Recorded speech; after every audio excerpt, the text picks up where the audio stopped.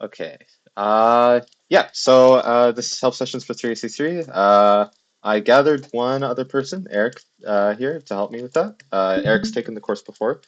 Yeah, I guess Eric, do you want to talk about yourself? I think you're a TA too. Um, yeah, I'm a TA for 3TB3 as well. I took 3AC3 last year, so yeah, I'll see what I can remember from that. All right. So I guess we'll start. Yeah. So 3AC. How is everyone feeling for the midterm? I guess. I think the morale is low, and everyone's kind of anxious. Oh yeah, to be honest, I was looking at this. Okay, Yannick does it so much better. Not even better, but like it's so much easier. But like Oh, whatever. is it not Yannicki? No, it's not. It's Carrick. I don't know how to spell his last name. I just call Oh, him George. Yeah. Yeah, George. Anyway, okay. So I guess we'll start. Uh, there's like two main chapters, and or no, there was like five chapters. Here, let me. Uh, I guess we'll start with chapter two. Okay, so uh, if you guys know that previously from 2CO3 that there was a notation used for analyzing the runtime for various algorithms, so I'll just leave the definitions here. Uh, and there was also a bunch of theorems that were given, including transitivity and additivity theorems. Just like it's pretty much common sense. It's like if a function is um, big O of h of n and another function is the same thing, then their addition is also the same thing. So I guess one common question you might get is maybe proving that a function is within some big theta of another function. So I guess I'll leave this up to you guys to figure out, but for the sake of time, I'll go through the answer. If you use log rules, then you could just simplify and get that the constant should just simply just be log base a of b, and since that a and b are constants, then that shows that that function is big within big theta. But the key to this example is that to show that a function is within big theta of another function, you simply just need to establish a constant bound within those functions. Okay. So yeah, there's actually a much easier way of proving these bounds, and that's using kind of limit theorems. So you can write a function. You can write the asymptotic condition on a function by writing instead its ratio of limits. And if it's between 0 and infinity, then you know that one has to be within big theta of the other. If instead you get your limit being equal to 0 here, then it will only be within big O of g of n. But if you get it to be infinity, then you can only conclude that it's within omega of g of n. And then here's some common complexity classes. So P is a common one. That's the set of all problems that can be solved by a polynomial time algorithm. I don't think this is really important for the midterm, so I'll just skip over it. In general, an algorithm will be sort of uh, composed of non-recursive and recursive components. So you can always write a function or a runtime if you ever need to write a runtime as some function plus the sum of its recursive parts. So for instance, merge sort can be written as sort of a linear part that's associated with merging the two sublists that you create. And then there's also a merge part, or not, or there's also like a recursive part, which will involve sorting the splitted halves. Okay. Okay, so here's another question. This question was actually in the textbook and it was part of your tutorial slides. So if you remember it, it's basically you want to give a prefix sum array for another or for another array. So for instance, if A is a list of integers and B is a table of values that records the sort of consecutive sums within A, then you want to be able to give an algorithm to calculate B. And it shows here for the first question that you want to also give a bound on the algorithm that they provide. So I'll just leave this for a couple minutes. One important thing to note here is that you can't automatically conclude that it's n squared just because of the two for loops, because you don't know what any of these operations um, might take. They might take more than constant time operations.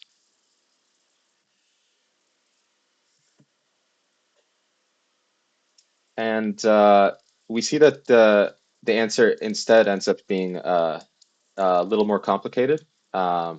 If you represent each access operation with a cost, which we know is constant, and you represent addition as being also a constant operation, and storing is also going to be constant, then you can write the runtime as a double summation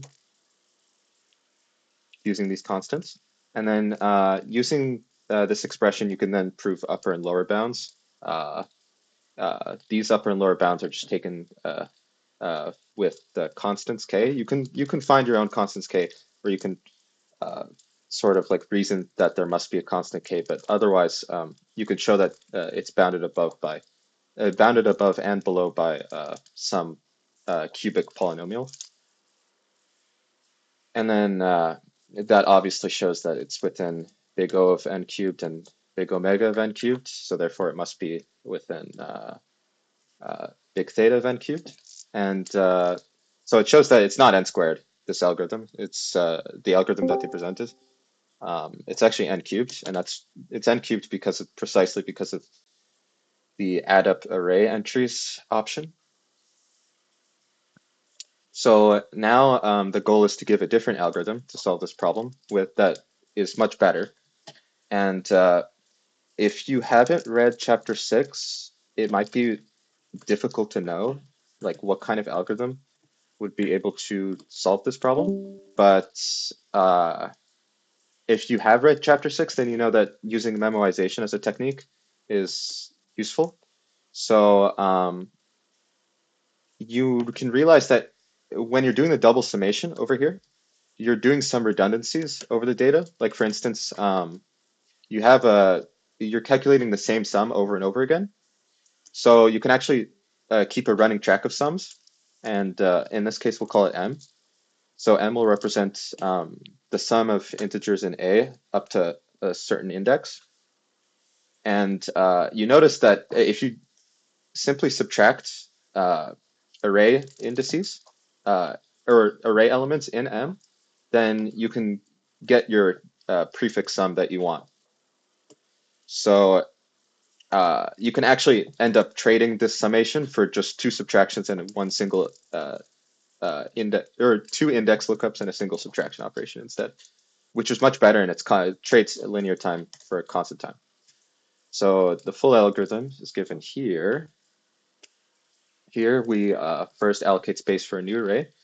We store up all the array entries, or store up all the prefix sums into M, or at least the ones that start at 1 and end up at I.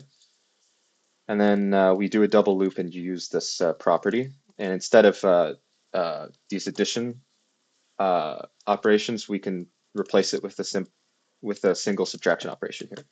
And then you can show that this is n squared because the two for loops make it n squared, and there's only constant time operations being performed in each loop.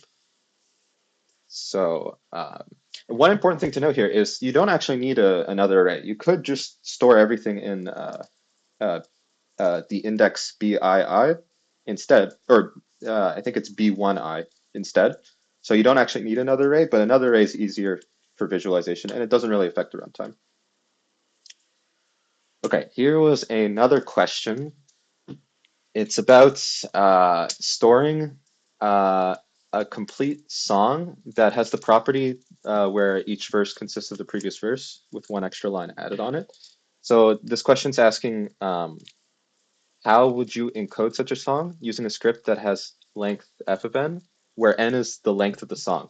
N is not the number of lines in this case. And we don't know the number of lines. All we know is how long the total song is.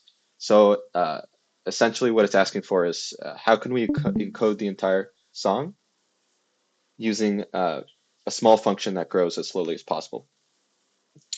Okay. So an answer here, it's the obvious answer, of course. You simply just need to record each line and each unique line instead, actually. And because you know that you know an expression for the length of the script, which is exactly equal to uh, this summation over here, which is just a constant time because it's a constant because you're recording the steps for how you want to sing the song. And then the rest of the part is the unique number of lines. And you know that there's only L unique lines. But the problem here is that we don't know how fast this function grows because the number of lines could be anything, really, except that it's bounded by the constraint that the entire song is length n. So we have to find an expression for the number of lines in the song as a function of n. And to do this, we can use this inequality here, where we know that the number of lines is bounded between 1 and c. So therefore, you know that n, which is simply this entire song, is simply just represented by this double summation. It's represented by this double summation because you know that the song is repeated. Well, the first song is repeated once for the first time, and then it's repeated another time for the second time, and then the third time. So if you work out what this double summation is, then you'll find that this represents exactly what the song is really about. And then you can use the bounds on L to prove bounds on L squared right here. And then you can rearrange to find these appropriate bounds. And then you can essentially just prove that the function, the original function before, which was C0 plus the sum of the unique lengths, is simply just bounded by square root operations. So this then shows that the length of the script that you constructed is big theta of square root of n. So interestingly enough, for this problem, the length of the script is bounded by square root of the number n and not of n itself. And it's because of this kind of the way the script grows as the number of lines increases, and the way the song is constructed means that it grows in a kind of square manner, then, or at least the number of lines does. Okay, I'll pass this off to Eric so that he can go over divide and conquer. Okay, so divide and conquer is just a technique used to solve a problem that can yield a faster algorithm as opposed to brute force. Each problem is divided into several parts, where each part is solved recursively, and then all solutions to subproblems are combined into an overall solution. So yeah, this doesn't always work because it doesn't always work because sometimes you can't divide into smaller subproblems, and sometimes they can't be recombined efficiently. But there are cases where, in a lot of cases, it does work. So an example of this algorithm is merge sort. How merge sort works is it divides a list into two halves. We call it L and R for left and right, and then you just recursively sort each half. So like for the list L, you divide it again into two halves, and you keep doing that until it's small enough to sort it, and then you'll combine them together. And how you combine them is you take the two sorted lists, and then you just like iteratively add the first element of each list to one bigger list. So whichever one's smaller, you just add that first, and then at the end you'll come out with both lists combined, all sorted. So this is the recurrence of merge sort. It's bounded by that function there, and you can also say that merge sort is O of n log n base 2, and there's a proof of that in the textbook. Okay, so another example, consider an n-node complete binary tree T where n equals 2 to the d minus 1 for some d. each node v of t is labeled with a unique real number xv. A node v of t is a local maximum if the label xv is more than the label xw for all nodes w that are joined to v by an edge.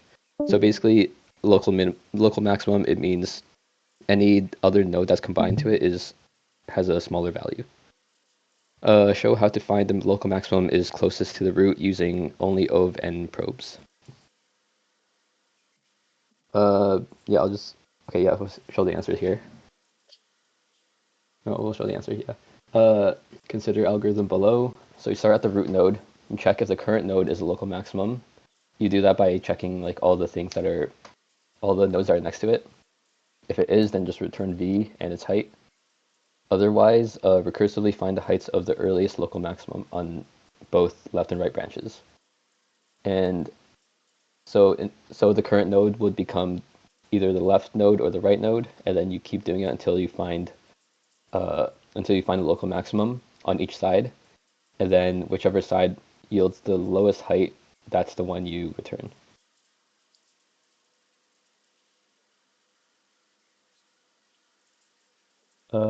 Counting inversions. Given the preference list L, count the number of pairs where I less than j satisfies Li greater than Lj. So a brute force method would just be comparing all possible pairs, and there are so that would be n squared comparisons. So that would be give us theta n squared. But if we do a divide and conquer algorithm, we'll get a better algorithm.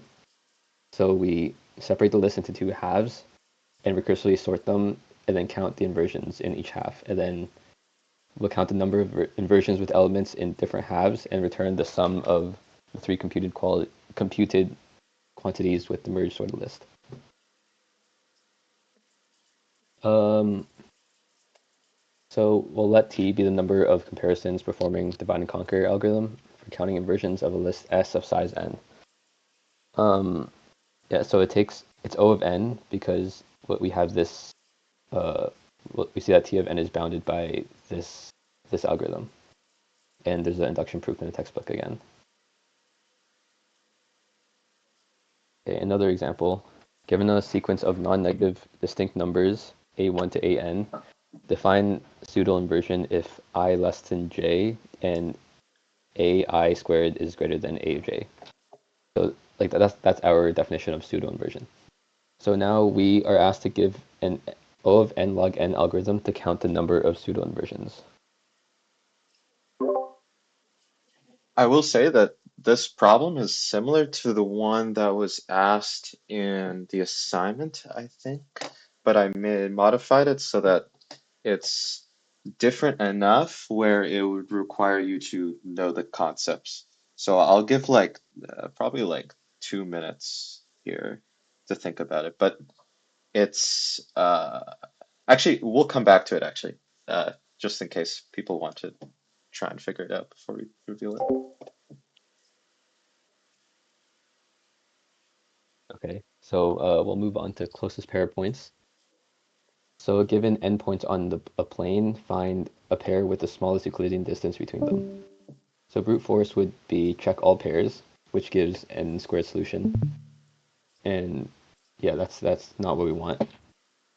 And this is a generalization of sorting 1D points. Okay, so divided conquer algorithm. If we have a list of points P, we'll have a line L separating through. We'll have a line L through sorting x coordinates such that half the points are on one side and half the points are on the other side. And we'll recursively compute the closest pair on the left and right halves of the line. So we'll call them delta 1 and delta 2. And then we can define delta to be the minimum of delta 1 and delta 2. So let's consider only points within delta distance from the separation line L. We'll sort these points by the y-coordinate, and in order we'll compare the distance between every point and its next 11 neighbors. And if any of them is less than delta, then we update delta. So yeah, we can use a divide and conquer method to find closest pair of points.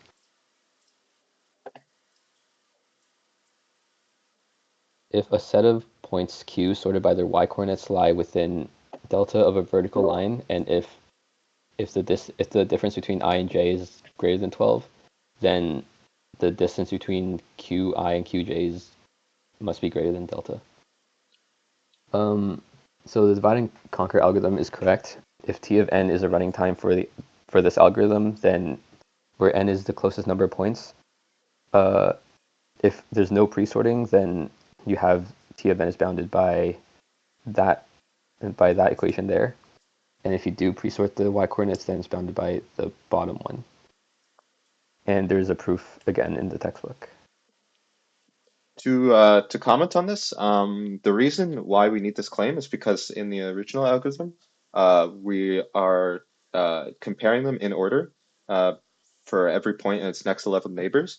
And the reason why we do this is because the claim says that basically for any point and for 11 of its neighbors, if the distance is going to be less than delta, it has to be within those 11 neighbors. If we consider any point that's not within its 11 neighbors, within this strip of the separation line, then that means that it will have a distance more than delta. So there's no need to consider it anymore since we already have found a delta that satisfies it. So to recap, it's sort of why we do this arbitrary next 11 neighbors. I think that there's a better bound in the textbook where it's like 7 neighbors or something like that, but it doesn't matter as long as it's a constant amount of neighbors, so we don't have to make n squared comparisons. Okay, yeah, so to go back to the inversion question right here, so the solution is we can actually prove a more general result. So in fact, over here we have a squared function. We can actually use any function f as long as f maintains the ordering here.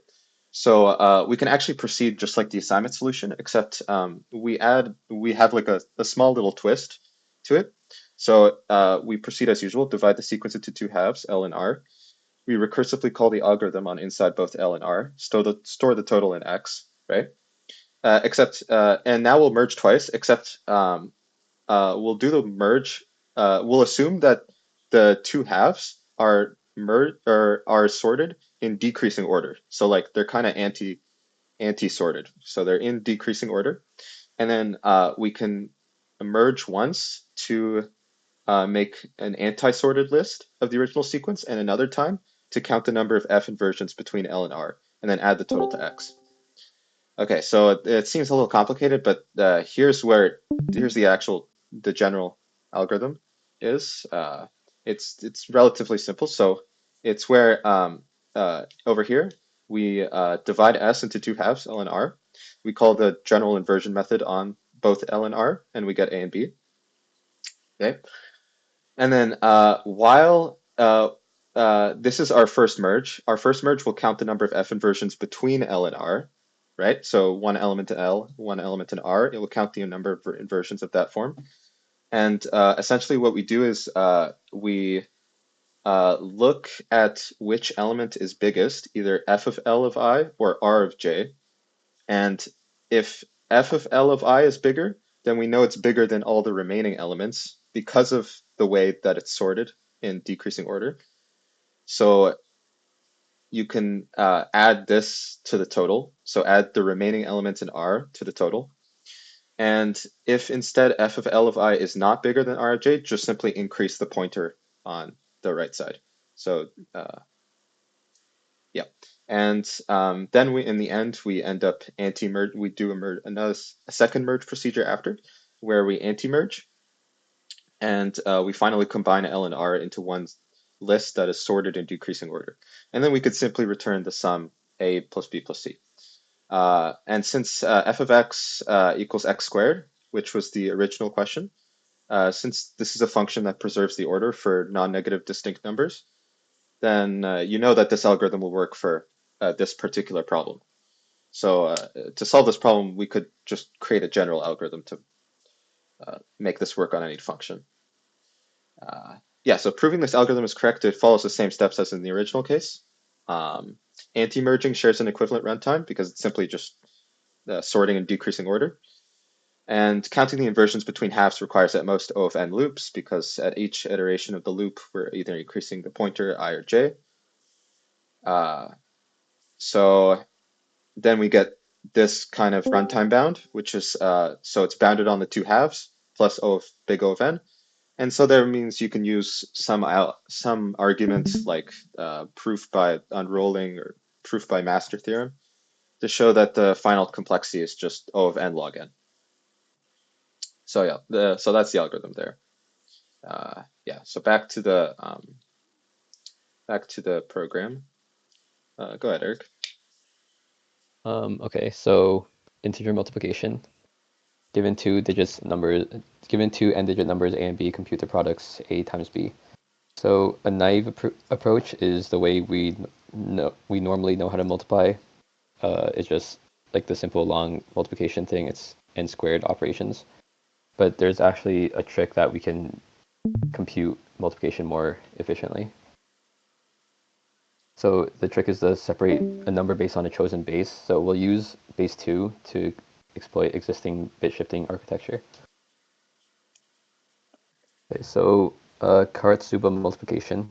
So this is like a more efficient way to multiply numbers. So if you have two n-digit integers x and y, so we'll let x equals 2 to the n over 2 times x1 plus x0, and y equals 2 to the n over 2 times y1 plus y0. We'll recursively compute a equals x1 times y1, and then b equals x1 plus x0 times y1 plus y0, and then c equals x0 times y0. And then to compute x times y, we do this algorithm where the double less than symbol is the bit shift operation. And yeah, so this is more efficient because if we look at the bottom thing here, if Tn is the number of bit operations, then it satisfies this recurrence, which gives us O of n log 3 base 2, which is less than n squared. So it's like a slightly more efficient way to multiply. Yeah, exactly. And to make a comment here, we see that you can compute x1 and x0 and y1 and y0 from x and y relatively straightforward by using modded remainder operations, which I think are still constant time, which makes this algorithm way better. And also, I think this method is out of date in current methods. I think there are better methods here, but I don't think that they cross the O of n bound here. So yeah. Okay. Yeah, so solving a recurrence relation amounts to finding an asymptotic bound on the time. And this can involve either guessing and improving the statement, or you could unravel the recurrence down to a base level and prove it from there. So yeah, importantly, there exists a major classification theorem on asymptotic runtimes for recurrences. Okay, master theorem. Um, Hakeem, you want to do this one? Yeah, okay. So I don't think this is covered in the textbook, or at least I tried to find it in the textbook. If somebody found it in the textbook, then let me know. But that means that it's most likely not going to get tested on. I just found it on George's slides, and I think you guys people covered this last year in Yannicki's class.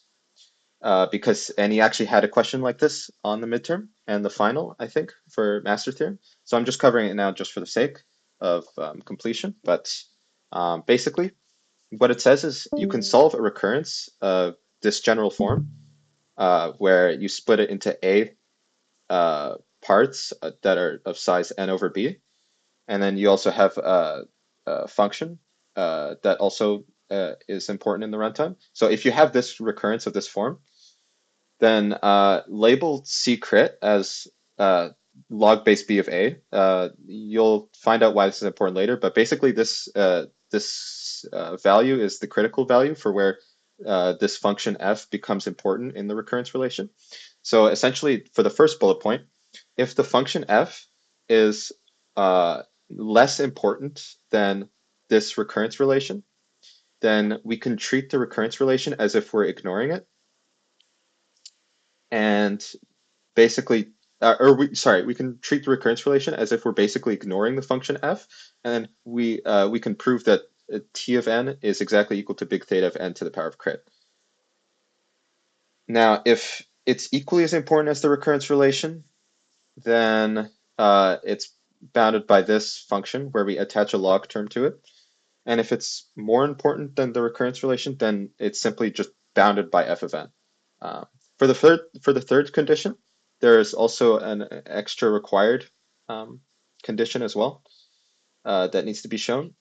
So just keep that in mind if you ever have to use the third condition. And let's take a look at how this is actually used. So over here, if we want to solve this kind of recurrence using the master theorem, right? So we want to prove that we want to try to find like a bound on this sort of runtime. Then what we want to do is we note that we first calculate the critical value. The critical value is log base 2 of 3, so which is 1.58, which is importantly more than 1. So what this means is that if you take a C value that is slightly less than that, like let's say 1.48, and if you want, because the notation that he uses in the slides is epsilon, but you can also just use this kind of notation as well. If you were using the epsilon notation, then you would just take epsilon to be 0.1.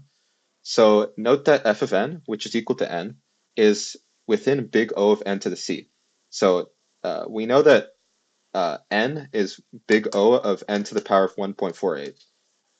So therefore, you can conclude via the master theorem this first statement and say that t of n is big theta of n crit, which is simply just big theta of n to the 1.58, approximately, or more precisely log base 2 of 3.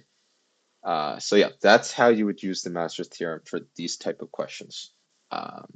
You basically are just trying to find a C value that appropriately bounds f. So yes, yes, yes, this is everything about master theorem. Okay, those two chapters were chapters 2 and 5. I think they're probably less important than this chapter. Chapter 4 is probably, from what I can gather, based on like the amount of questions that have been in tutorials and assignments, I think chapter 4 is probably the most important chapter, just because of the sheer amount of volume of it. It covers in general greedy algorithms, and in general how to prove them, how to construct them, and some examples as well. So to recap, a greedy algorithm is basically just a technique used primarily in optimization problems to solve them efficiently. And it's basically if you're given a problem and you don't know how to solve it, you use a general heuristic to make a decision to reduce the problem into an easier subproblem. And then the subproblem is then solved recursively using this heuristic. And then in the end, all solutions are combined into an overall solution. Importantly, though, this approach doesn't exactly work for all problems because such a heuristic might not exist all the time. And there are cases where no greedy algorithm has been discovered, and you need better techniques, like, say, dynamic programming or divide and conquer. But greedy algorithms do work for a subset of problems. Okay, so I think he went over this in the slides, but it's basically a correctness proof for greedy algorithms. It's essentially just showing that a greedy algorithm will always be correct if and only if the greedy choice must be part of the optimal solution and that a solution which involves the greedy choice will always be feasible. This goes without explaining. This proof is just the formal way of proving that, but it's basically just if you prove that your greedy choice is feasible and must be part of an optimal solution, then the greedy algorithm will always produce an optimal solution. Okay, but the hard part here is proving that the greedy algorithm will always give you an optimal solution. it's simple to prove that it's relatively straightforward to prove that an greedy algorithm will always produce a feasible solution, but producing the optimal solution is usually harder, or yeah, harder in general. There's there's really three main approaches here, but I listed two here. One approach uh, would be to use a stay ahead approach, which is like showing that the greedy algorithm at each step is always better than any partial solution formed. Uh, and then when you get to the end, you show that a greedy algorithm is always better than any solution. So it's really an induction proof on the steps that you use. And another approach is to show that for any optimal solution, if you exchange the first step or any steps with a greedy choice, then you obtain a new optimal solution. So you obtain a solution that's no worse than what you originally started with. And this is used for when you don't know the exact structure of the solution, but you know that if you were to perform some operation that brings it closer to the greedy structure, then it will be no worse. Okay, that all seems very like abstract, so let's just bring it back to some concrete examples. In the textbook, there's the example of interval scheduling.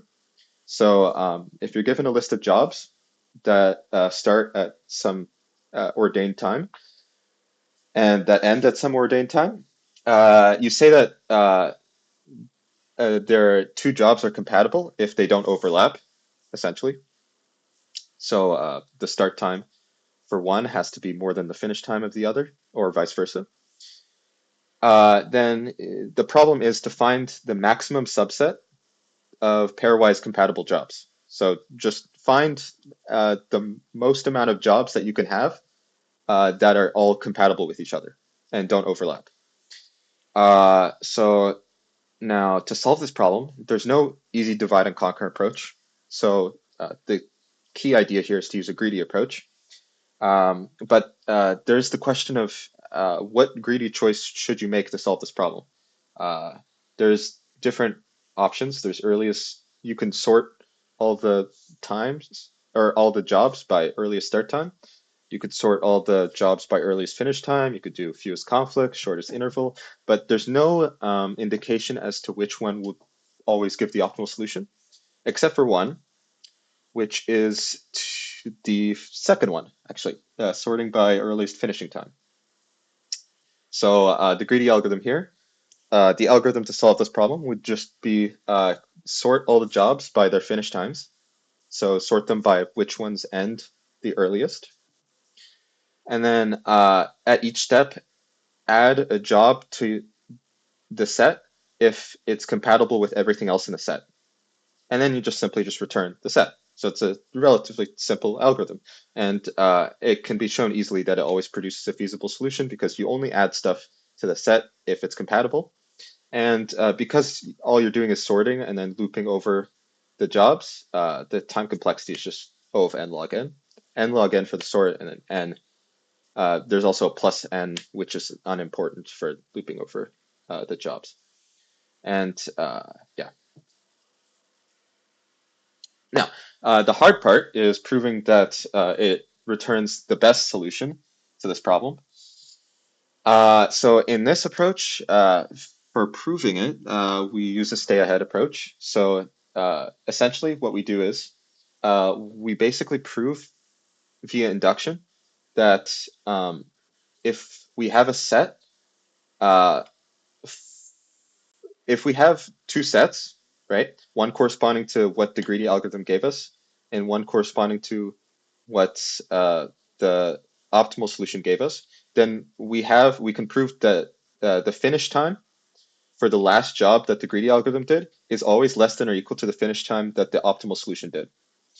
And then because of this property, then you can show that the optimal solution cannot pick a job that the greedy algorithm cannot or as well.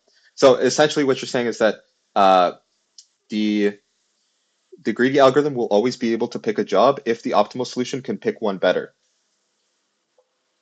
So and this shows that the greedy algorithms will always be the best one, because you can't have a job that has, or you can't have an algorithm that gives you more jobs. Otherwise, the greedy algorithm should be able to pick some jobs from there. Yeah, the proof is more involved in the textbook, but it's essentially just using these main components. The stay ahead part is you're proving that the finishing times for the last job, or at least for the job in the R index, is always less than or equal to the finishing job for any other solution in the R index. Okay. With that being said, here's a question that uses the stay ahead approach as well. The question is adapted from, I think it's either one of your assignment questions or the tutorial question, but I changed it slightly so that it would maintain the same spirit of the idea, but different wording. Essentially here, the question is asking, if you have a bank, right, and you want to move a set number of gold bars, let's say n gold bars, to a different location, and they're all worth varying amounts, right? Then basically there's a set of volunteers that are enlisted to carry the gold bars on them. However, they can only carry so much, at most a value of m, before they end up being a target. So each trip with one single person can only carry at most a value of m gold bars. Also, they must also go out in order as well. So the question is, how should we schedule the trips so that a minimal number of people need to make the trip? This is similar to the truck question, I think. How should you schedule the trucks to go? But yeah, this is the heart of the question. Now the answer is that you can use a greedy algorithm here. So for each gold bar, determine if the current guy can carry the gold. If he can, then just let him carry it. And if he can't, then grab a new person to carry the gold. Now, it obviously always produces a feasible solution because no man is carrying more gold than he can. And it is also an O of n algorithm as well. O of n log n if you have to sort the gold bars, but yeah. Now, to prove correctness, you can use a stay ahead approach. To be more specific, you can prove that for the first k people, the greedy solution will have sent more gold bars. Okay, so now the base case is easy, n equals 1. So if we have one person, the greedy solution will, by assumption, pack as much gold onto the first person. Any other solution will either not pack as much or will pack the same amount as the greedy algorithm. For the next person, we assume the assumption that the greedy solution fits the most amount of people, or fits the most amount of gold bars onto the first k people, and any other solution fits must fit less than it by hypothesis. For the next person, any other solution can fit gold bars up to I, right? But because the greedy solution has already fit more bars onto the onto the previous k people, then the next person for the greedy algorithm can fit much more. So therefore, we see that the greedy algorithm still always is able to send more gold onto the next person. Therefore, if you apply it to the end, then you see that in the end, the greedy algorithm always ends up sending all the gold within the shortest amount of people. And so then the greedy algorithm must give you the minimal number of trips for the gold bars. So yeah, that is proving this question using stay ahead approach. Essentially, a stay ahead approach is just you prove that a greedy algorithm will always be better at, or in some way. It doesn't have to be better in the actual solution, but it has to be in some way where it has to be in some way to any other solution where you can then prove in the end that the greedy algorithm will always give the optimal solution. Okay, there was a variant of this problem, which was interval partitioning. It's basically just if you're given a list of jobs, instead of finding the maximum subset, you want to schedule all the jobs. However, you need more resources than just one. So you want to find the minimum number of resources that you can give to all the jobs to have them all be scheduled. Yeah, to have them all be scheduled.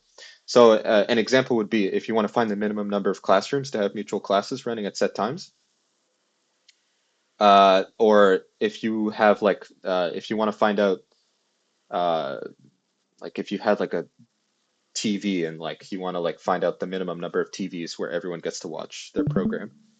Uh, so by definition, we say that the depth is the maximum number of resources used at any given time by a set of jobs. So the depth is only dependent on the number of jobs.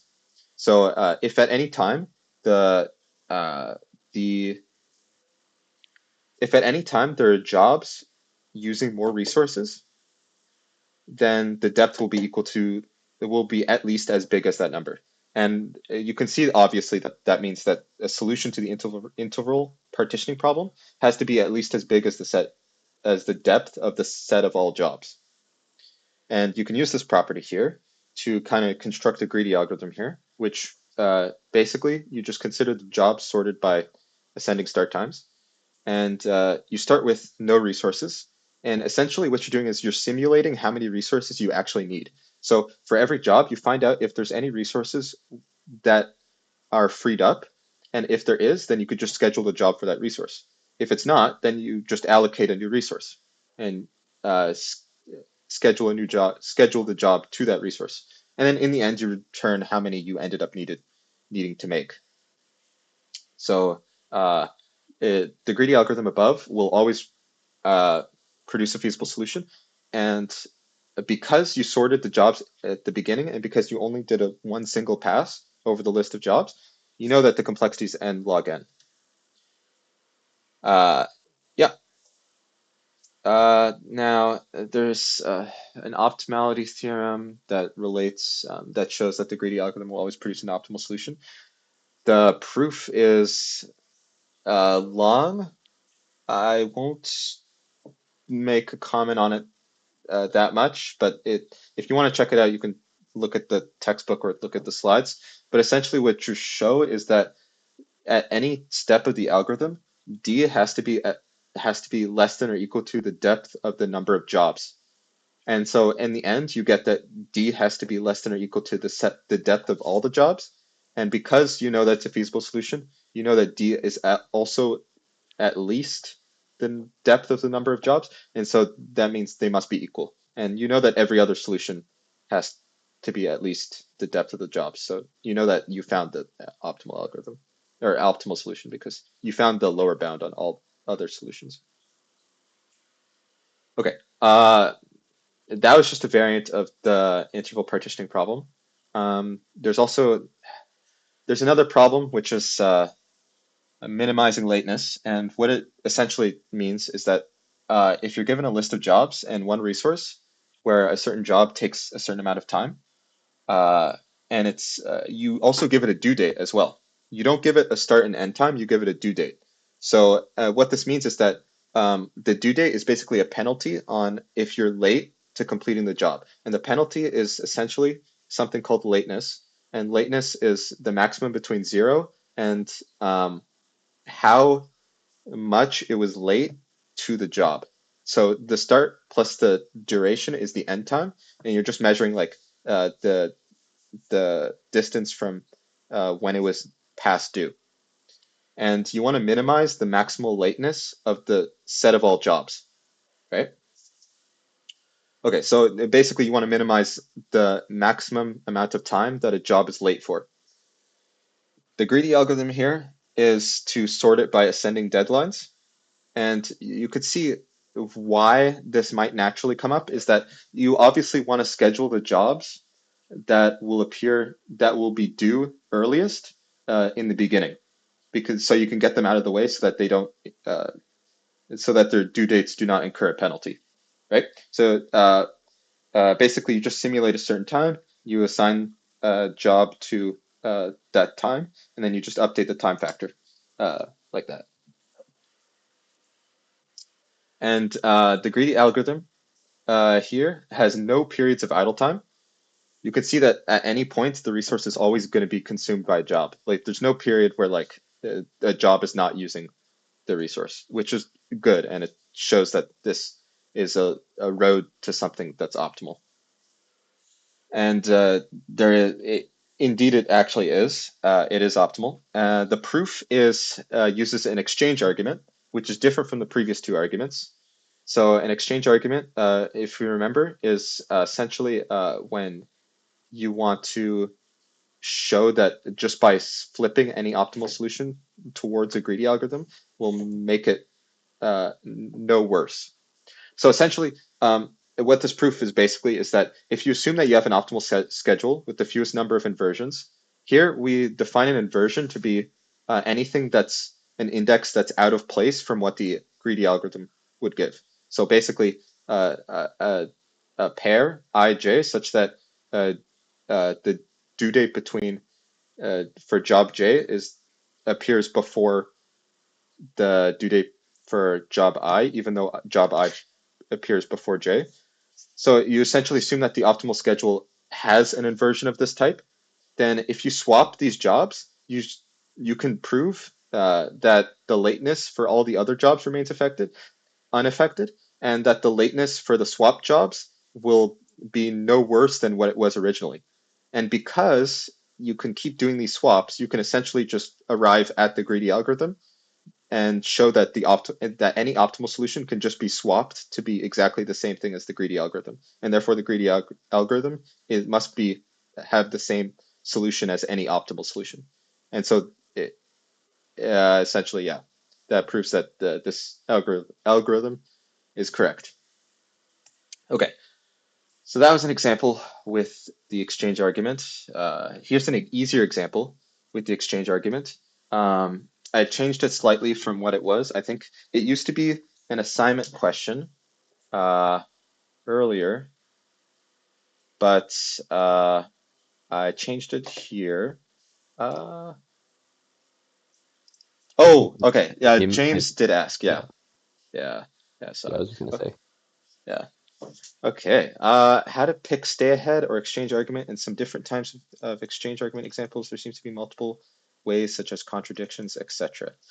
Yeah. I would say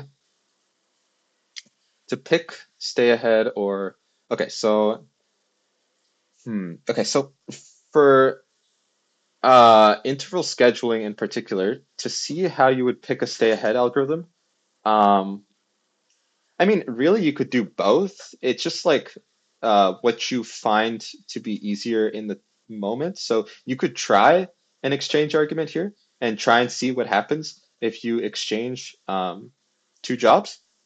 And if it doesn't end up performing worse, then you could use an exchange argument and show the same thing. But if you can see a clear path where the greedy choice will always be better, then you could use that approach as well. So it's not one or the other. It's more like whatever option works in the moment. So if you can find a way to make the exchange argument work here, which I'm sure you can, then you can use it here. Basically, it's whatever you're most comfortable with or whatever the question says to use. Yeah, we can actually go through another exchange argument example here because that one was very confusing. So this one is instead one that I think emphasizes this point a lot, which is basically it's a variation of the triathlon question. Basically, you're having all-you-can-eat contest. There's three different stages. There's the hot dog, hamburger, and burrito stage. They're timed. Each contestant has a certain time associated with each stage, right? However, there's only one contestant can do the first stage, which is the hot dog stage, at a given time. Now, a schedule is an ordering of the contestants, and the completion time of the schedule is basically the earliest time where all contestants are done with all the stages. You want to give an efficient algorithm which returns a schedule that minimizes the completion time. So essentially, just give a schedule that minimizes the time that everyone's done with all the stages, noting in mind that only one contestant could do the first stage at any given time. So the first stage is essentially just a bottleneck. Okay, now it's hard to see what you could use, like what greedy algorithm would happen here because there's three different variables going on here. You could try sorting by any one of them. You could try sorting by their sum. You could try sorting by maybe their difference. Um, but one way to see where you would go with this is trying to see basically what what contestants do you want to finish first, essentially, and then what contestants you would like to finish last, and which would be better. And in this type of problem, what contestants you want to finish first are going to be the ones that are able to finish the two other stages in the quickest amount of time, so that while they're doing that, uh, the other contestants can finish uh, their uh, the first stage. So what I mean by this is if you sort by the sum bi plus ci, but you sort it descending, so that here you want the participants who would spend the most time doing the second and third stages as first, so that they spend like probably less time in the pool. uh, then you can basically ensure that there's more and more people doing the simultaneous stages, as opposed to uh, uh, one person in the pool taking up all the space and then like everyone's waiting for him. So it is a confusing it's a confusing way of how you can arrive at this answer. But if you do a little bit of playing around, you can see where this answer kind of comes from, and you can actually if even if you don't already know what to sort by, you can use an exchange argument to find out exactly what you do need to sort by. So what I mean by this is going to follow in the next slide. But basically, if you let S be the optimal solution and it contains the minimum number of inversions, you suppose that S contains an inversion where I is less than J. And ignoring this right now, you know that the times for each stage before the swap and after the swap are as follows here. So for the ith contestant, because he does the first stage first, he has the privilege of not waiting. So his total completion time is just the sum of his stages. But for the jth contestant, he has to wait for the first contestant to be done. So there's this introduced sum AI here. And then after you swap, the situation becomes reflected basically. So the ith contestant has to wait for the jth contestant. And you can see here that after the swap, TJ is after the swap, the jth contestant always finishes earlier than what he did. And this makes sense because he doesn't have to wait for the ith contestant to go to the pool anymore. But the ith contestant, interestingly enough, also spends less time than the jth contestant did originally. And this is because this here, if you look here, AI plus BI, or sorry, BI plus, where am I? Oh, right here, right here, right here. Yeah, if you see here, BI plus CI, this sum here is less than or equal to this by assumption, and therefore this entire thing is also less than or equal to this entire thing. So that means that after the swap, the ith contestant is not finishes at least as good as the jth contestant used to. And this is also where you can where you can actually find out what you need to sort by. You could see that you need to sort by BI plus CI, otherwise this inequality doesn't hold anymore.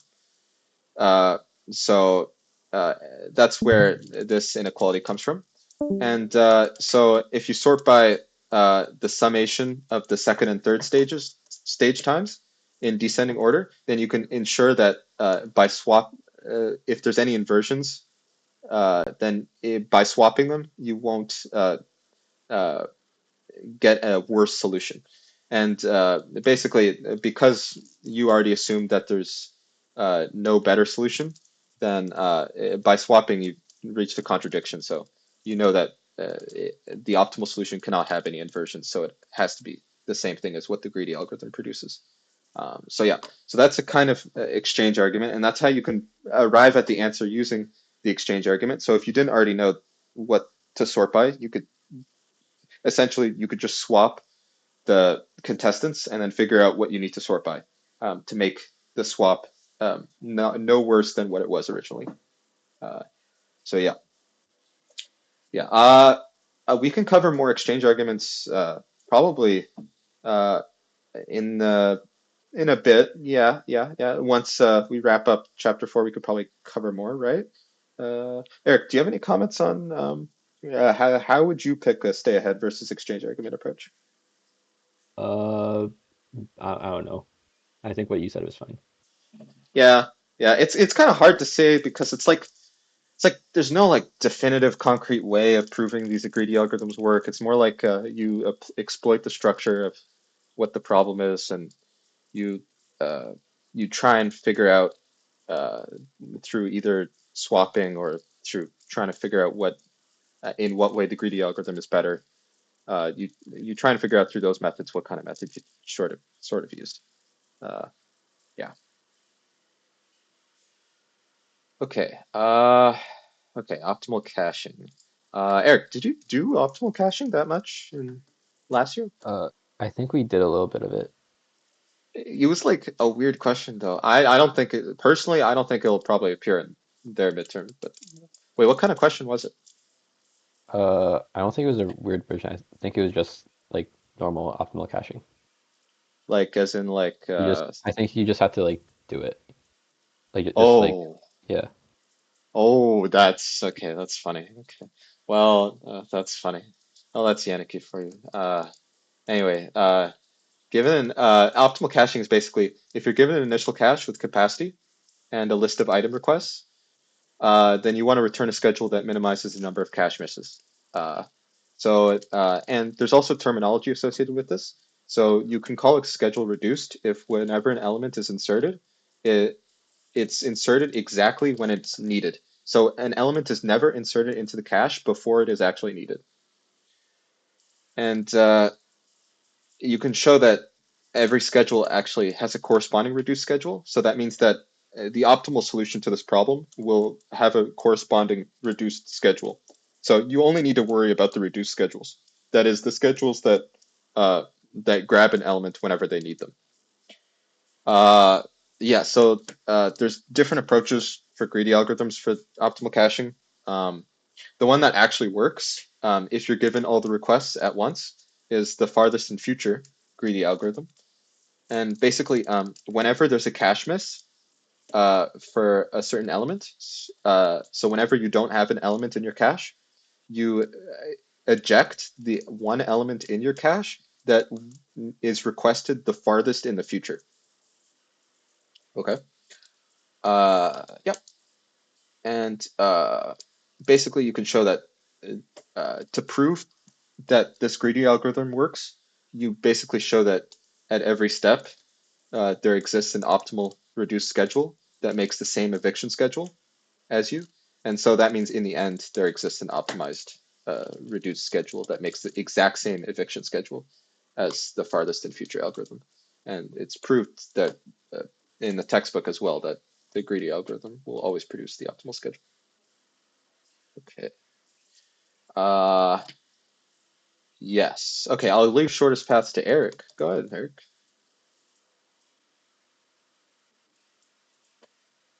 Oh, Eric. Oh shit, I'm muted. My bad. Okay. Shortest path. You're given a directed graph. You need to find the shortest directed weighted path from source S to destination T. So these graphs, it's a directed graph. So each edge has a direction, and I think they're weighted. Each path is weighted.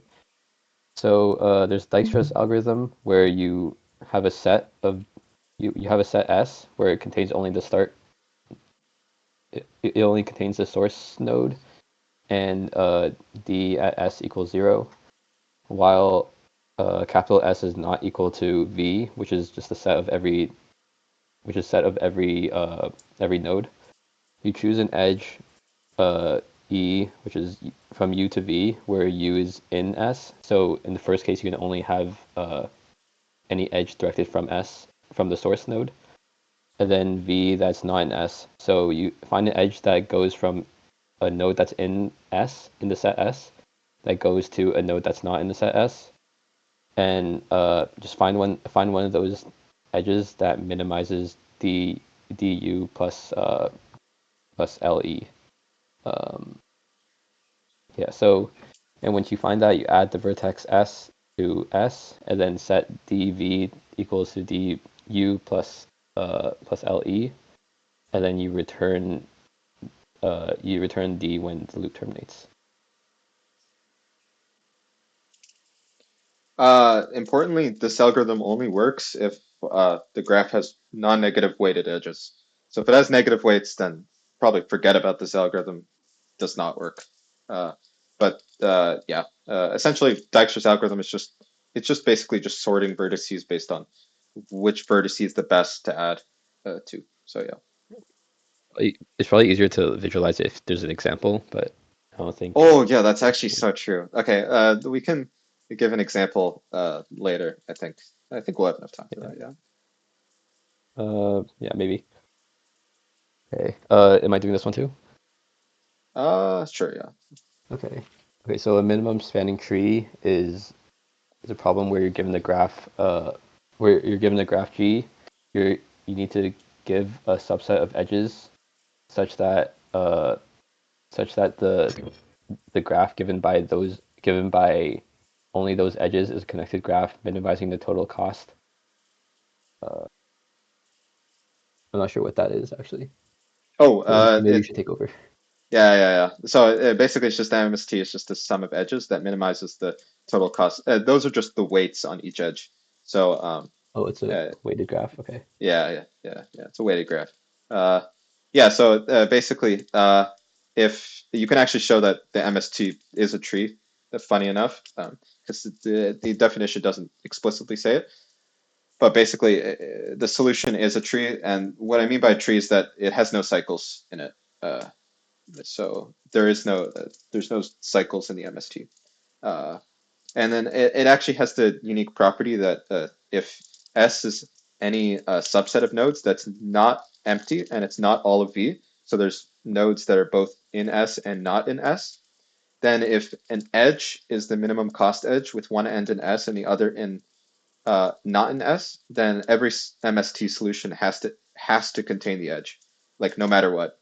So you can use this to basically show to prove an interesting and algorithm to solve this problem. Actually, two interesting algorithms to solve this problem. There's both Kruskal and Prim's algorithm. Um, so essentially, they're basically dual versions of each other in that one sorts vertices and one you can think of as sorting edges. So in the first one, Kruskal's algorithm, it basically you're just given a graph and you want to sort the edges based on their total cost. And if for every edge, uh, if it if adding it to t does not create a cycle, then you just add it to your considered tree. And if there is a cycle, then you just discard it and move on. So it's a very simple solution. It's a type of greedy algorithm where you just sort all the edges by their weights, and you just go through them and discard the ones that end up creating this cycle. And this actually ends up creating the MST in the end. Uh, then there's another algorithm, which is Prim's algorithm. Essentially, you're just given a graph, and you want to choose a vertex, so a starting vertex. It can be any vertex and it can be any vertex because the MST has to give every vertex. So you just choose an arbitrary vertex. You find the edge. So essentially, you want to find the vertex that connects to your current tree that minimizes the uh, the total or the minimum cost of of any edge connecting S, your set of vertices, to the new vertice. Okay, so essentially what you're doing is you're just sorting over all the vertices.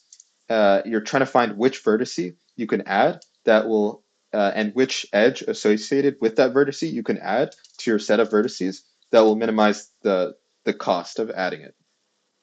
Okay, and then essentially that gives you the tree T. Yeah, and there's some runtimes on them with I'm not going to prove these, but with m nodes and m edges, if you use a heap-based priority queue, then you get m log n time for both. And then if you use a unified structure, for crucibles as well. You can get n log n as well. Yeah, so here's a question actually. Here's a question, it was in tutorial slides. The question is, given a graph with edge costs that are all distinct, if T is the MST for G, suppose you replace each edge cost by its quartic power. Is T still the MST for this new graph? Now this is similar to the tutorial question where instead they use the squared operation on the costs. So yeah, I guess let's know what everyone thinks about this question. Essentially, it just uh, I'll give like actually uh, uh, maybe I should answer it now. What do you think, Eric? I maybe just answer it. Yeah, probably. Okay, so the answer is no. Uh, Even though in tutorial slides it says yes for squared operation, the only reason that that worked is because the edge weights were assumed to be positive. If you assume that the edge weights are not positive, this raising it to the fourth power could actually change the order of the edge weights. So you have to be careful with what your assumptions are. Essentially, I gave an example down there. The graph here basically has an edge weight of -5, 2, and 4. You see that the original MST would have the tree be V1 to V2, and then V1 to V3, right? But the new MST, now when you raise every edge weight to the power 4, you find that 5 to the power 4 is greater than any other quartic power. So the new MST is V1 V3, and V2, V3. So yeah, it's just a quick kind of trick question, but it's good to have these. Yeah. Okay, so here's an algorithm, or here's a problem which uses Kruskal's algorithm. It's K clustering. I'm just going to skip over this just because it's not really as important. It's basically just if you're given n objects and each pair you define a distance function between objects. And if you define a K clustering to be a partition of U with non-empty sets, then you want to minimize the minimum distance between any pair of points lying in different clusters. And use Kruskal's algorithm on the graph. It's and the reason why this works is because you end up finding out that the clustering that you want is simply just the connected components of the MST without the last k minus 1 edges. And the reasoning, the kind of intuition behind why this works is because essentially those last k minus 1 edges are the things that are connecting the clusters together. If you remove them, then you're essentially dividing the MST into k separate clusters.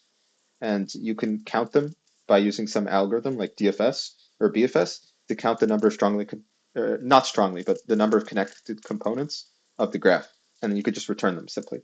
So this is an application where Kruskal's algorithm can give an easy answer to this. Okay, dynamic programming. So that was all of chapter 4. Chapter 4 is a long chapter, but essentially it's all about choosing greedy algorithms that will work and will produce the optimal solution. Some problems won't have them, but this was a list of problems that did have them. So if you ever encounter, say, a question that might need a greedy algorithm, you can think about what kind of algorithm to use there. Here is where dynamic programming comes in. Okay, so dynamic programming is essentially a set of techniques that are useful on problems that have both uh, overlapping structure and independent structure within its subproblems. So in general, greedy algorithms will not work. That's clear. And we might need to make some choice that splits the problem into k subproblems. However, we won't know what kind of choice we need to make. Oh yeah, this is a good question. Yeah, I'll go into that question in a bit. Yeah, so essentially a dynamic programming is just um, technique used to determine which choice to make. And it will be similar to brute force. However, it will use techniques that speed it up dramatically. Um, to answer the question in the chat, I personally would use. I personally would use. I prefer bottom up, to be honest, just because the iterative approach of building the table is so much easier, conceptually at least, than the top down approach, where like you might need to go through a bunch of different recursive paths. But Eric, what do you think? What do you personally use, top down or bottom up? I think bottom up is more intuitive for me, Yeah. but top down might be like quicker because you do Oh, less. I think you do less of problems. yeah. I think for some problems, if you use top down, it definitely does end up being quicker. Um, uh, and But I think it's if we're like easy. trying to learn, like bottom up is probably better. Yeah, definitely. Yeah. Yeah. Okay. So anyway, to go back to the slides, yeah. So there are some problems with dynamic programming. Essentially, there was the weighted interval scheduling problem. So instead, if we remember the interval scheduling problem, instead we give every job a unique weight, and it doesn't have to be unique. Actually, it could just be any weight. But you want to find the maximum weighted subset. So you want to find the subset with the maximum amount of weight instead of the maximum number of jobs, the maximum number of weight.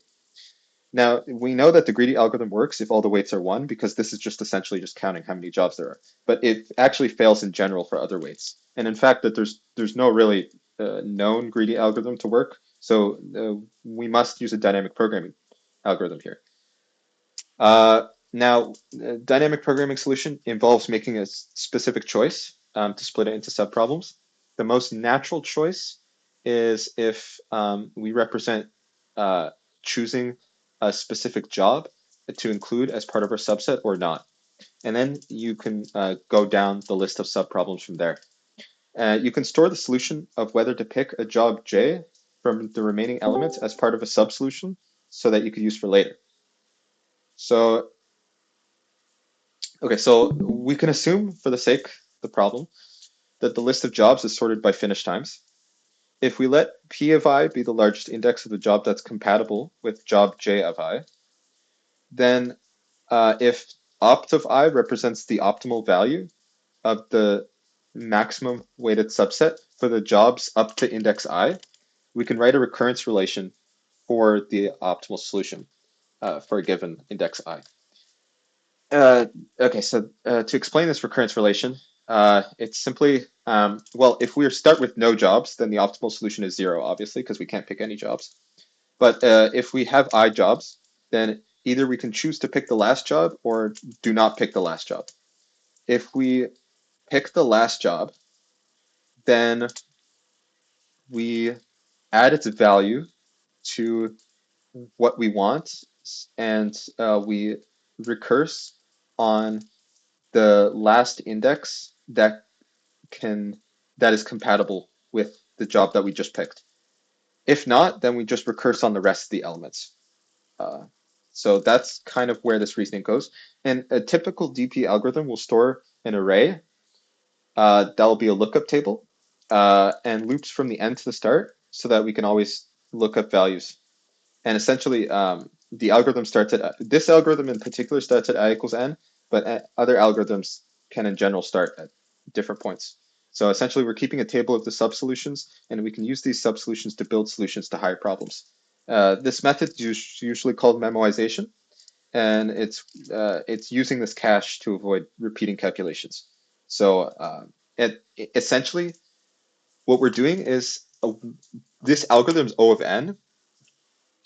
If we're not counting the sorting in the beginning, it's essentially just O of n, because all we have to do is just fill this table, and this table is 1 by n table. So it's just you just have to fill n entries. And because we know that each entry in the table only depends on previous values, we can just build up this table. So this approach takes n log n time to sort and O of n to perform the recursion. So it's O of n log n time in general, but if you already are assuming the jobs are sorted by finish times, then this algorithm's O of n. This is kind of you can look at this as both a top-down and bottom up approach. Top down if you use recursion. It's bottom up if you loop from the it should be from the oh yeah, if you loop from the start. Oops, sorry. Yeah, if you loop from the start and then put it all the way to the end, then you can just use a single iterative loop. You don't have to use recursion at all. And this is bottom up. This is called bottom up because we don't start with the solution that we want and then break it down into subproblems. We start with the subproblems first and then build up to the final solution that we want. So yeah, this is what I was talking about when top down versus bottom up. Bottom up is usually more intuitive because you're just for bottom up, all you're doing is filling out this table. But for top down, there might be annoying recursion where like you going down different paths and it might be hard to keep track of like all the steps. Okay, so with that being said, we have another question, which is I think taken from the tutorial slides 4, I think. But it's basically if you have an undirected graph with a path, and you call it a path, if its nodes can be written as a list of nodes with an edge only between consecutive nodes, then you know that an independent set is simply just a set of nodes, node 2 of which are connected by an edge, and each node is associated with a weight. You want to give an efficient algorithm that takes the graph, the path in general, and returns an independent set with the maximum total weight. Okay, so that's basically just a set of vertices with the maximum amount of weight such that no two are connected. And the graph is in this special form where it kind of looks like a linear path. So you could think about a greedy algorithm to kind of approach this. There's no indication that choosing the best weighted node would work though. And choosing the earliest node doesn't really work either. You can maybe do it by some weird ratio that you construct, but like there's no indication that it would work. And it probably won't. The only appropriate approach here really is dynamic programming. So that's kind of one of the key differences you can tell between greedy algorithms and dynamic programming algorithms is that if there's no obvious way to choose like a heuristic to, or like a greedy choice to solve the problem with, then it's probably not a greedy algorithm question. So if we treat this as a dynamic programming algorithm question, then if you let opt of I be the value of the maximally weighted independent subset for nodes 1 to I, you can make the choice of either choosing the last element to be part of S or discarding it. If you do choose it, then you can't choose the one before it. You can't choose the node that's directly connected to it. So you discard that node as well and only consider opt of I minus 2. If you do not choose the last element, then you can simply just discard the last element and then consider only the first I minus 1 elements. In the end, you get this recurrence relation. Basically, if you're at the start, you always want to choose it, and if you have no nodes, then you can't choose anything. And then you have this recurrence relation. And then after computing opt of n, you can backtrack. After computing the optimal value, you can simply just backtrack to find out which vertices you ended up choosing in the end. So using the table you created, you can backtrack to find exactly which vertices you chose and then build your independent set like that. And because you only have to fill out a table of n values, so remember I only ranges from 1 to n, this algorithm's O of n. So even if you did do a greedy algorithm approach here where you sorted it, like it would not be like as efficient as like say an O of n algorithm right here. Okay. Okay. Yeah. So here is another question. The other question is consider the price of a stock over n days. If you let P of I be the price per share of the stock on that day, you want to give an O of n algorithm that determines the best days to buy and sell the stock to maximize profit. I think this is also a leak code question too. I think I've seen this on leak code before. It uses dynamic programming, but it's actually simple enough where you can actually determine what you need to do here. So the solution is to use well, I mean, you could use a greedy approach here, but there's only really 2 indices here of importance. So you want to use a dynamic programming problem approach instead, where you let opt j be the maximum possible revenue made if you sell on day j. If you don't hold the stock, then the profit is 0, right? So if you prefer not to hold the stock, then your profit will simply just be 0 because you can't sell anything. If you do decide if you did decide to hold the stock, then you get an additional profit of PJ minus PJ minus 1. So essentially what this is encodifying is basically if you held the stock on day J, then you get an increased profit from when you held the stock on J minus 1 of this this quantity, which is you subtract the price from PJ minus 1 and you add the price of what you have now, right? And then the recurrence relation is then written simply just like that, where you're taking a maximum between whether you held the stock and whether you didn't held the stock. And then you have the final answer as the data cell, which is simply just the maximum table entry in your table. And then using this, you can, you know, the precise day from which you sold, and you can find the precise day from which you can buy to give you that maximum value. And then that approach is used to find the two indices I and J, such that where to buy and where to sell. So yeah,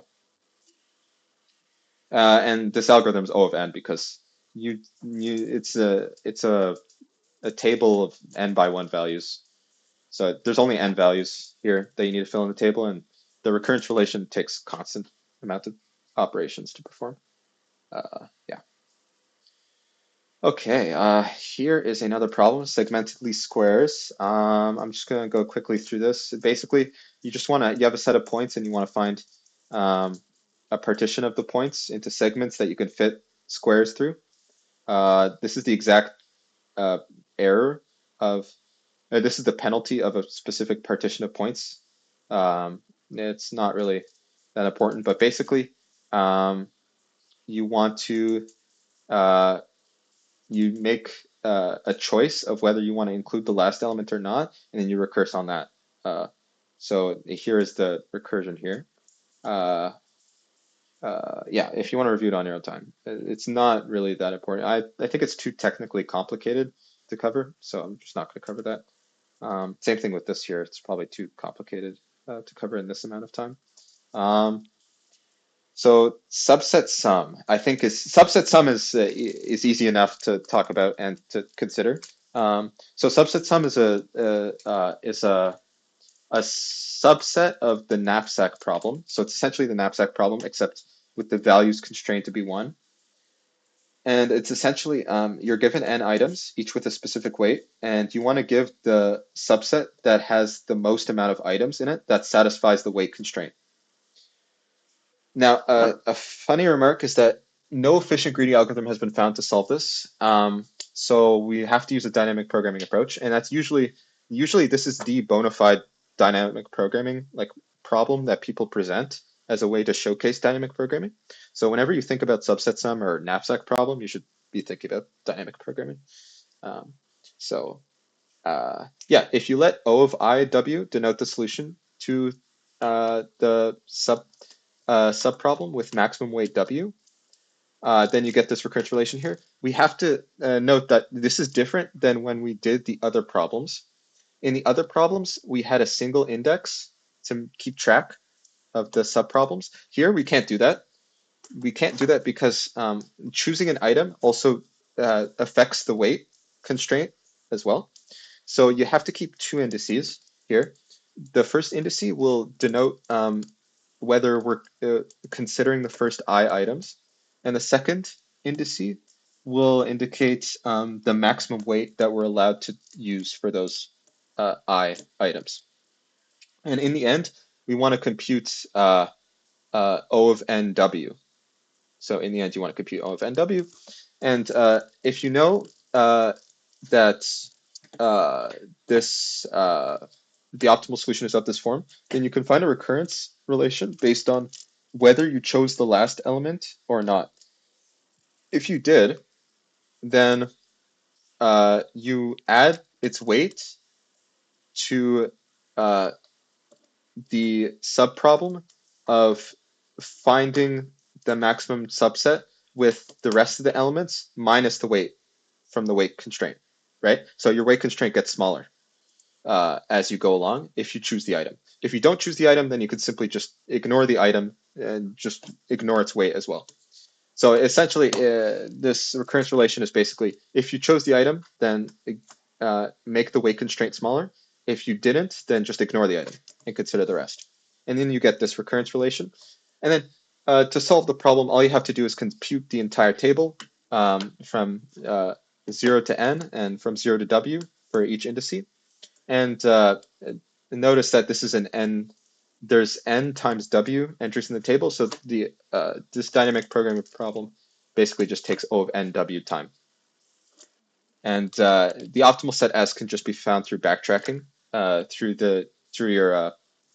through your table, uh, figuring out exactly which choices you make in O of n time.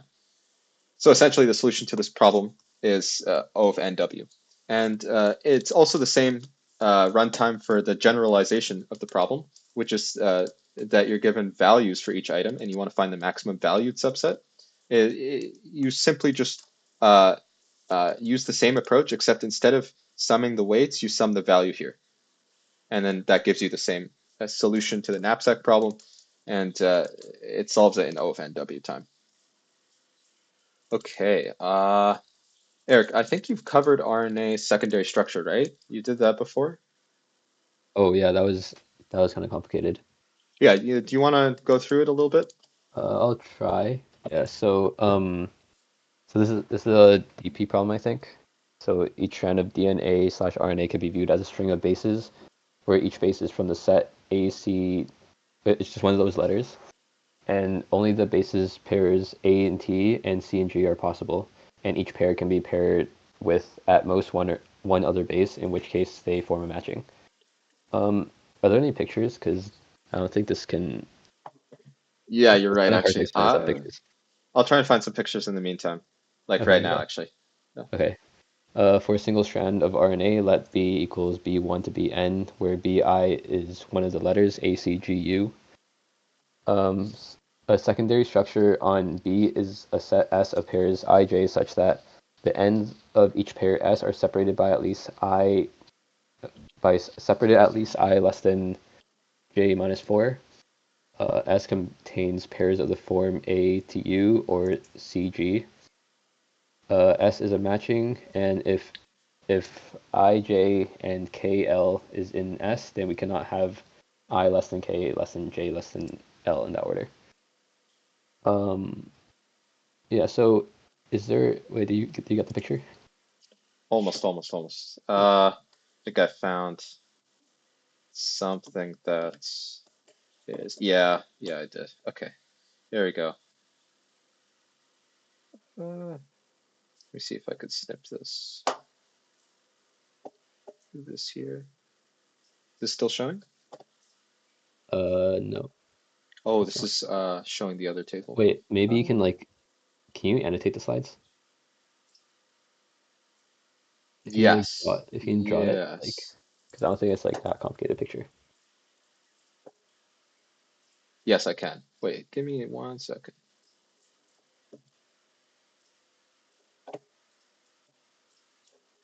Uh, which one was it? Hello 6.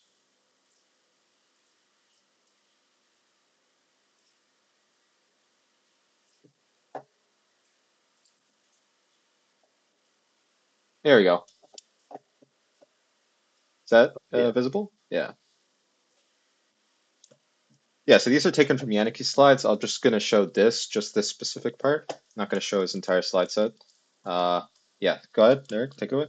Yeah. So the pairings are A and U and C and G, and they have to be like some distance apart.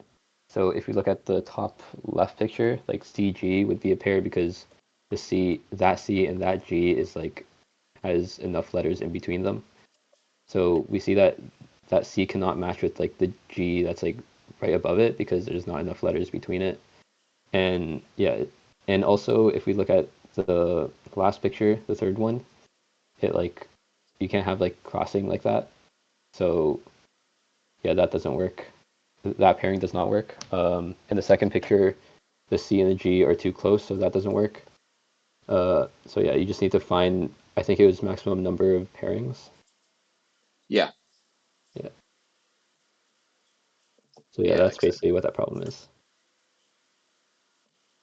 Okay, so to solve this problem, use a dynamic programming approach. I think this recurrence is wrong, but basically, the idea is it's still right. Uh, so essentially, you let O of I, instead of keeping track of one index, because you can't keep track of one index, since if you make a choice to make a pair, you're essentially splitting the set into two sets. So if you make this crossing here, like let's say U, or let's look at the OK one. So from this one to this one, then you're essentially splitting the RNA molecule into two distinct parts. It's this one and whatever's left. Yeah. And essentially, you want to keep track of two indices instead of one indice, just like the knapsack problem. So you let O of ij denote the maximum number of base pairs in a secondary structure, given in this sequence B of I all the way to B of j.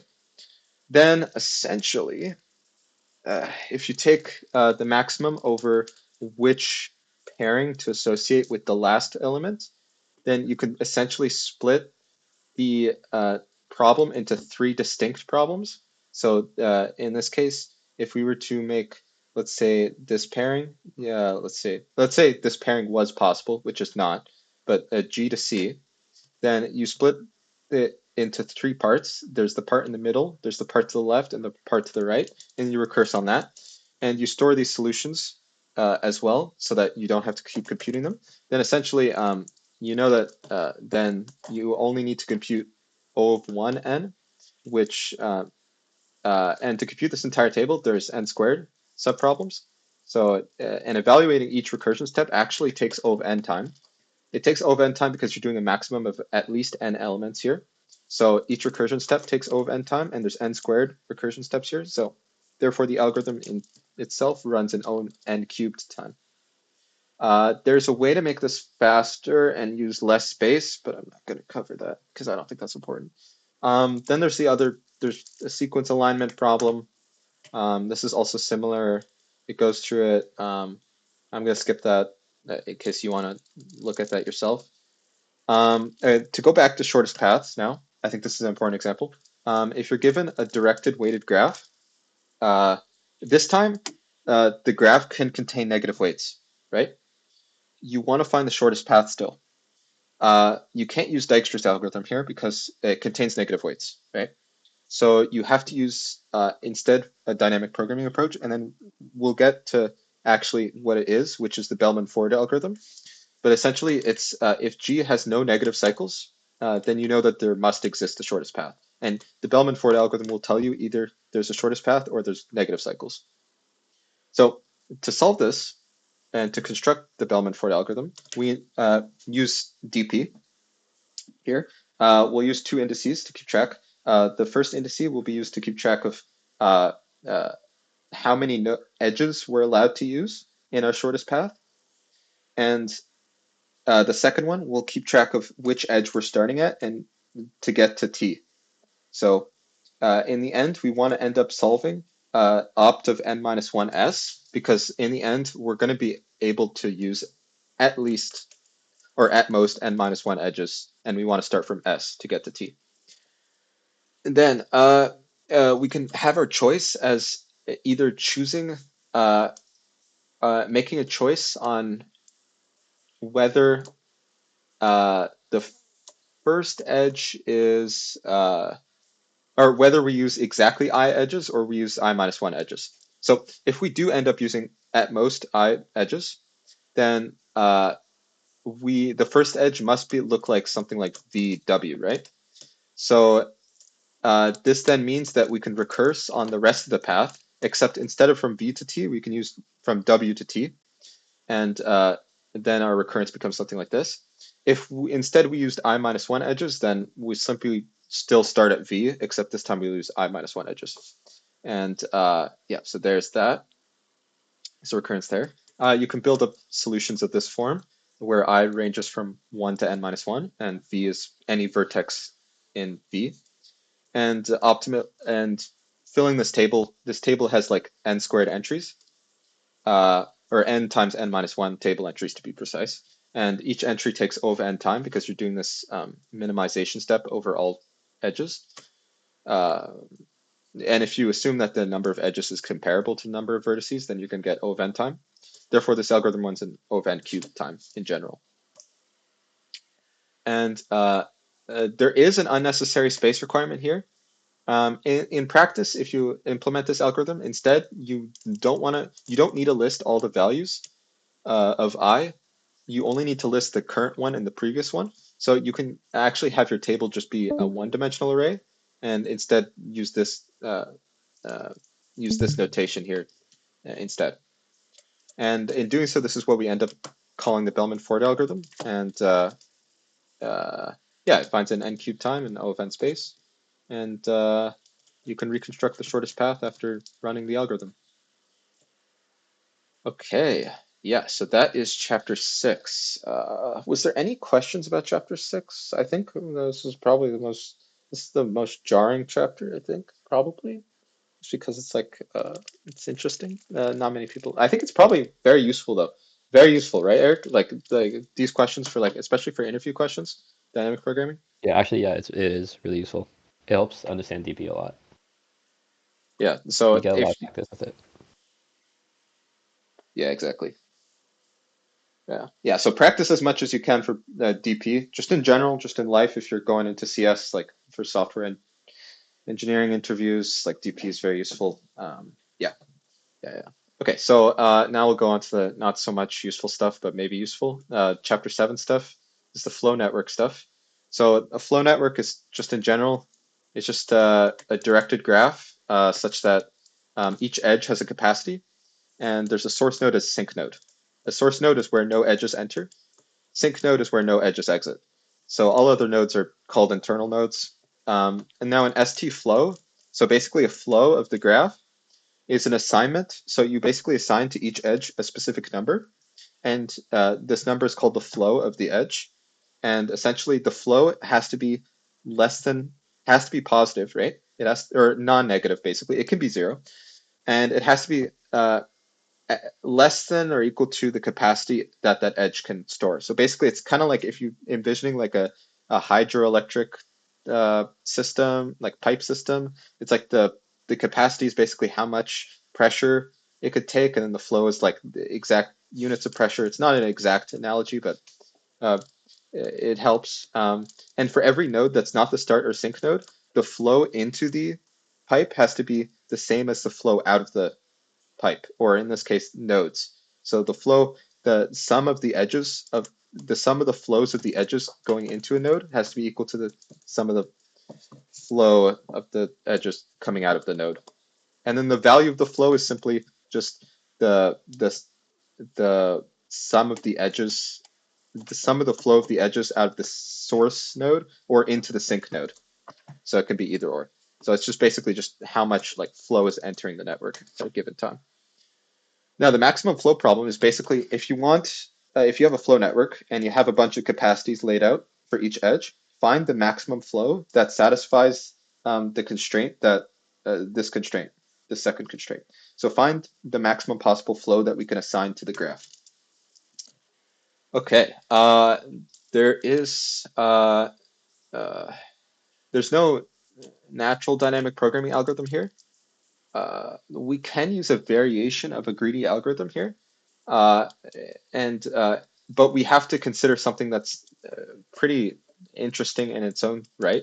And it's basically, if you're given a flow network, you want to define the residual graph as having edges, uh, uh, having the same edges as the original graph, right? So it has the same nodes and the same edges as the original graph, except the capacities are cut by the flow in the original graph, and we add a backwards edge if the flow is more than 0. And yeah, I can try and find an example here for what that sort of looks like. Right here. In the meanwhile, but basically to just continue, there's this algorithm which basically says that if you have a path from the source node to the sink node in the residual graph, then basically what you can do what's called an augment procedure. And what that does is it just increases the flow by the bottleneck in that path in the original graph, and then and then that changes the residual graph as well, obviously. But yeah, and then you keep doing this until there's no more paths from S to T in the residual graph, and then you can then at that point return the flow and know that that's the maximum. Yeah. Let me try and find some examples here in the meanwhile. Yeah, is there any questions about max flow anywhere? Actually, I think I found some right here. Okay. Yeah, so if we look at here, we look here, flow is basically, it's basically a number we assign. So in this case, it's 10 here, and in this case, it's 2. And it's a number we assign to an edge along with its capacity that defines the in the analogy, like the pressure at that specific through that specific like pipe, and for the analogy's sake. Yeah. And the residual graph in this case, if we take a look at this example here, the original graph has a node going from uh, U to V, and it has flow of 6 and a capacity of 17. Then its residual graph will have its capacity cut by the flow and have a backwards edge symbolizing the flow. All right. And then an augmenting path is simply just a path from S to T in the residual graph. So in this case, there is obviously a path. You could just simply just go up there. In this case, there is a path. In this case, you could see that as you go more and more edges get added to the residual graph that go backwards. So that prevent you from going to the end. So if we get to the end here, get to the end, get to the end, get to the end, get to the end. The residual graph ends up having to do this weird crisscrossing where it has to go backwards and do a backwards flow here. And then we get to a point where there's literally no possible path from S to T here. If we try, then we essentially just end up getting stuck. And so that's what we mean when we say the algorithm terminates and we found the maximum flow. So yeah. Okay, now a minimum cut is basically you define the cut for a flow network. You define a cut to be basically a partition of 2 sets. The sink is in one set, the source is in another set, and the capacity is basically just the capacity of the edges coming out of the first set into the second set. So it's basically you're separating the network into 2 sets, A and B, and the capacity of that cut is basically just like how much is the capacity of the edges coming from that set to the other set. So in this case, if the cut in this case consists of this node, and this node in the first set, this node, and this node in A, and this node, this node, this node, this node, this node in B, then the minimum capacity would just be the sum of the edges coming out. So it's just 16 plus 8 plus 10. Right. Okay, so yeah, so now this gives an interesting problem, which is given a flow network, you want to find the cut that has minimum capacity.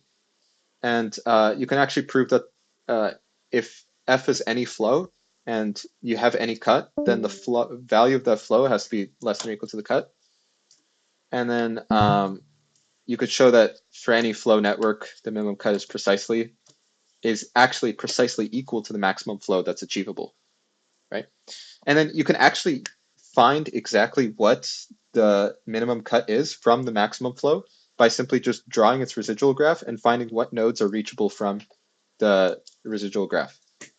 So in this case here, if we scroll to the bottom here, or scroll to the bottom, scroll past all the algorithm, past the entire thing. Okay, so if we see here, we see that if we look at the residual graph, the set of nodes that are reachable from the source are this node and this node right here. And no other node is reachable in the residual graph. Therefore, this defines our cut. And we see here that the capacity of this cut is essentially just, if we look at this graph here, it's simply just going to be 9 plus 10, so 19. And we already know that the maximum flow is 19 here because we have the 9 here and the 10 here coming out of the source. So it's actually true indeed that the maximum flow is equal to the minimum cut. And yeah, if you want to find the minimum cut, all you have to do is use the Ford-Fulkerson algorithm here to find the maximum flow, compute the residual graph, and then find the set of nodes reachable from S, the source S. So here's a question. You want to find the minimum cut using the Ford-Fulkerson algorithm in the flow network pictured below. This is actually very easy, but this is a very, it's actually a lot easier than you think. It's like the amount of nodes here is like, this requires not that many steps. But essentially, to run this algorithm, you want to draw the flow network and its residual graph at each step. I use a colon notation just like Yannicki does, and I think it's common to use this. But it's basically you write it as F colon C, where F is the flow and C is the capacity. So when we first start off, we have the flow equal to 0 everywhere. So the flow is 0 everywhere, but we have the capacities. Then that means that if we draw the residual graph for the 0 flow, we'll get the same graph that we get before. Okay. Now we know that in this graph, in this residual graph, there's an augmenting path from S to T that's of the form SVT, right? So now augmenting along this SVT path, we get something that looks like this. So so to augment, remember, you find the minimum edge along the path, minimum capacity that you can, or it's more like the minimum flow that you can add to that path to get it up to its like how much you need it to be. So for this case, for the path to S to T that passes through V, so SVT, here because we have a 0 flow, the maximum flow that we can add along this path is 2, because the 2 is the maximum, the minimum capacity of an edge along this path. So in this case, we add 2 to the flow. And then as soon as we start adding 2, notice that new edges become created. So for instance, for the path from V to T, because the flow is exactly equal to the capacity, then we have no more edge from V to T. And instead, we have a backward edge that's equal to the flow. And same thing for S to V. We cut the capacity of it from its flow and add a backward edge equal to its flow. Okay, so now in this new graph, we try and find a path from S to T, and we found one, which is S to U to T. So now the minimum amount of flow we can add here is 2, because that's the minimum value of the edges here along this path in the residual graph. So we augment the original graph by 2, and once we do that, we draw the residual graph again, and we notice that there's no path anymore from S to U. And that's because the flow is exactly equal to its capacity there, and there's backward edges added appropriately. And now notice that there's no possible path from S to T. So the algorithm can correctly terminate here. No more augmenting paths exist. Therefore, we see that the maximum flow is the value of the flow for this particular flow. And that's simply just the value of the flow out of the source node. So in this case, that's 2 plus 2, which is 4. So you know that the value of the flow is 4. And you know that the minimum cut has to have a value of 4 as well. And moreover, the minimum cut is the number of vertices out of that are reachable from S. So that's just, if we look at the residual graph, we can only reach S and V. So S and V is the minimum cut. And we see that A is SV and B is the rest of the one, UT. And we see that this is indeed the minimum cut, because if we look at the original graph right here, if we take S and V, then we see that the minimum capacity for this cut is basically just S to U plus V to T, which is simply just 2 plus 2, which is 4, which is the same thing as the maximum flow. So we're done there. Yes, okay, so that was a lot of content covered. That was just for the sake of the video. Now we can get into some actual questions for as long as we need to. or not as long as we need to, but like for like some time. So is there any questions in general covering any content, and then we could probably answer them. If you have any questions that are not on the assignment too, that come from the textbook, you can ask them here. Yeah. Actually, really quickly, I just wanted to say thank you to both you and Eric for pulling all of this together. 93 slides is a lot, and this course isn't easy, so just thank you guys.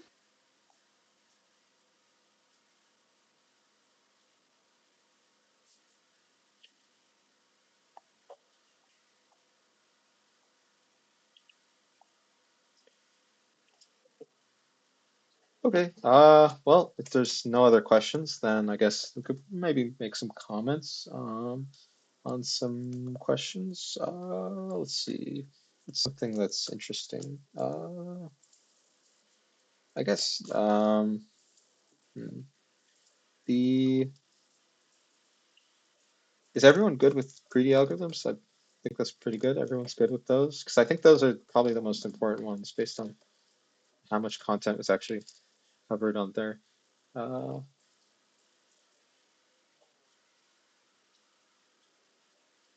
okay. I think everyone's pretty much good. Eric, do you have any tips for how you would approach this 3C3 midterm? I think you had Yannicki, but this might be different. But do you have any general tips?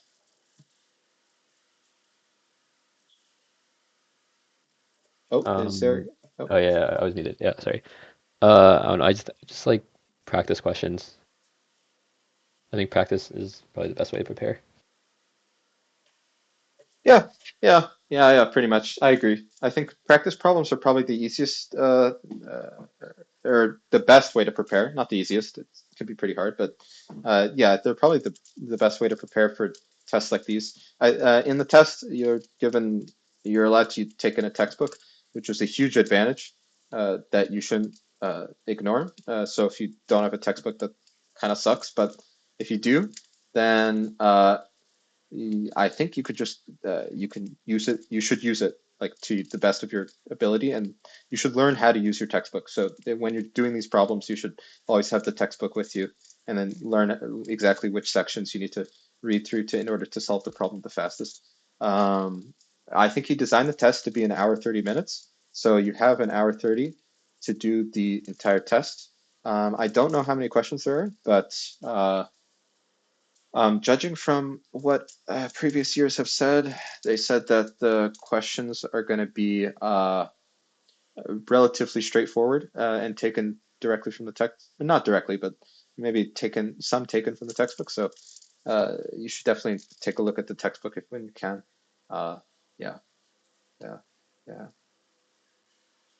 It's 2 hours. Okay, never mind. It's 2 hours, 30 minutes. Oh, holy crap. Yeah, it's like This is I not a midterm. we weren't exactly told much on what to expect from it. Like the only information we have is from the second years who have had him for 2CO3. So I don't know, fingers crossed he keeps up a theme with the way he formats his tests, in which case it'll be a lot from the textbook.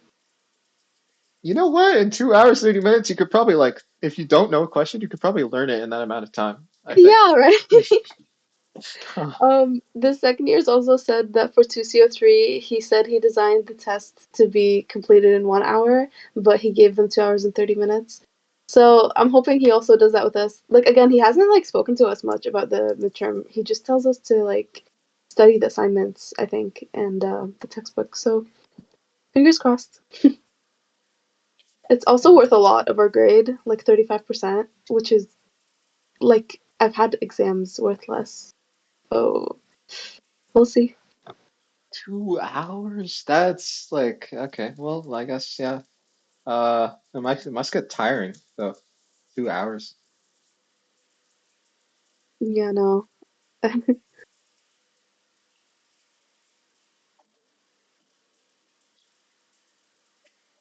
I'll stay here for like another like 10 minutes. I think the help session should be over. There should have been over by now, but I'll Yeah, stay for an extra like this is 15 that we minutes in hit the case. 2 hour mark.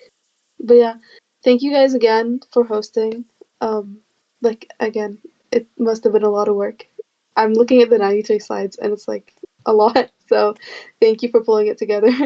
Oh yeah, most of it's just from the textbook. So I think that like if people had just wanted a concise summary, I just made these slides. But if you want a Mhm. more in-depth explanation, it's probably better if you look through the textbook. Fair enough. But yeah, thank you for all your effort. All right, bye. All right, I will post the video later and the slides have been posted in this channel. I can post that along with the video as well. So yeah, thanks everyone. Thank you so much, Eric. Free to go.